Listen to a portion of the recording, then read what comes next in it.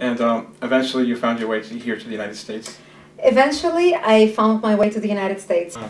And America, my dream, became my address. So now you have all the opportunities. I mean, you had all the opportunities in Israel also, but Exactly. it's a big But country. now because I have the opportunity, and because this country has blessed me so much, and Israel has blessed me so much, I started an organization called American Congress for Truth. And American Congress for Truth was founded after September 11th. When I left the Middle East, I realized, okay, everything is left behind now. I'm in America. I'm going to start a new life. This is the good life.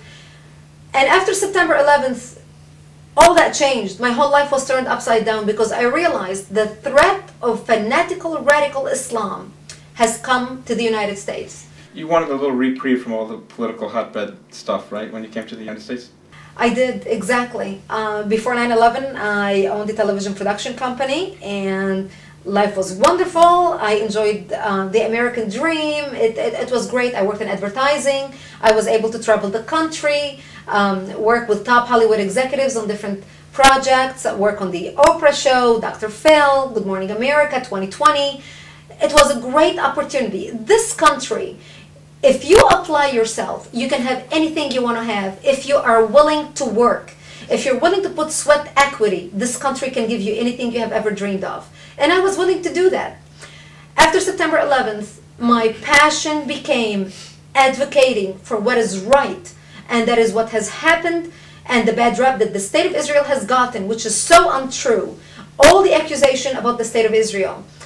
Because I lived there as a Lebanese citizen, who never was discriminated against. I never felt as a second-class citizen in Israel. I was respected. I was able to get up to one of the top positions in Israel without any discrimination. Me being a Lebanese had nothing to do with it, or someone who speaks the Arabic language. And when I came to the States, and after September 11th, I realized Israel and the United States are fighting the same enemy, and that is radical Islam, who looks at us both as infidels and wants nothing but our destruction. I have seen it happen in Lebanon. Most of the Christians in the United States today are Christian refugees from the Middle East. Most of the Arabic-speaking people in the United States. People think that most of the Arabs in America are Muslims. It's not true. The Christians make the majority of the people from the Middle East in this country. We fled our countries, be it Syria, be it Jordan, be it Lebanon, be it Egypt, because of Islamic persecution. And I started speaking out about the threat of Islam, about anti-Semitism. We are losing our colleges to radical Islamists who want nothing but to destroy the image of Israel and America. The spirit of anti-Americanism and anti-Semitism and anti-Zionism on college campuses is deadly. It is taking over our universities.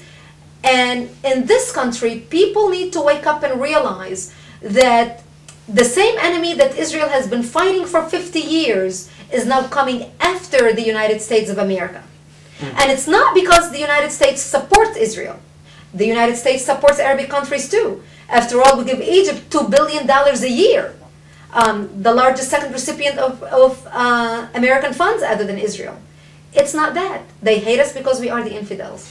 Now, you were one of the speakers that spoke at Columbia recently. Correct. We had a very big influx of speakers, including Sharansky. Correct. Lee Kaplan. It's not just Columbia, is it? No. I travel around the country and speak to different universities, at different universities. It is frightening what is happening. It is so dangerous even for conservative speakers to speak that we have to have security.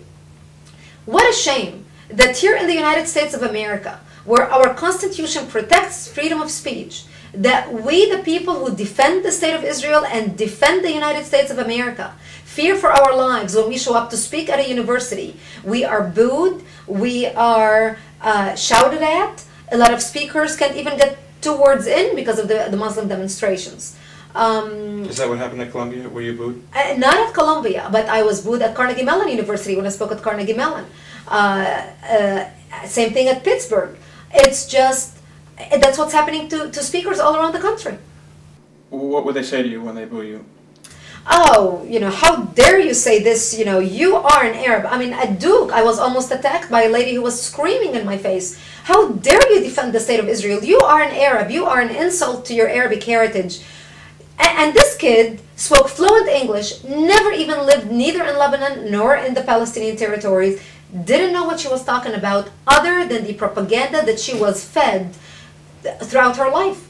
These people don't know the facts. When I was speaking at Duke, on my way out, I stopped speaking to two students. I was asking for directions, and one of them recognized me that I was the speaker. I was the speaker at the the anti-terrorism rally that the Jewish students did at the eve of the Palestinian Solidarity Movement Convention.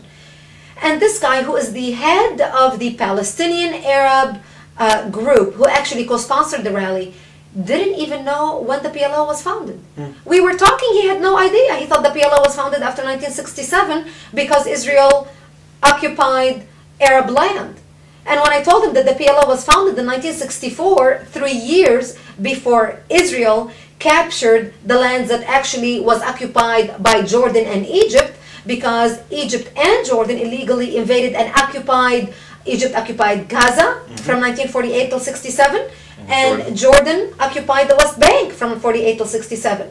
So Israel did not take the Palestinian land from the Palestinians. It was called, the territory was called Palestine, and at that time was occupied by Egypt and Jordan. This man had no idea. What about the idea that Israel bought most of the land in the Green Line, within the Green Line?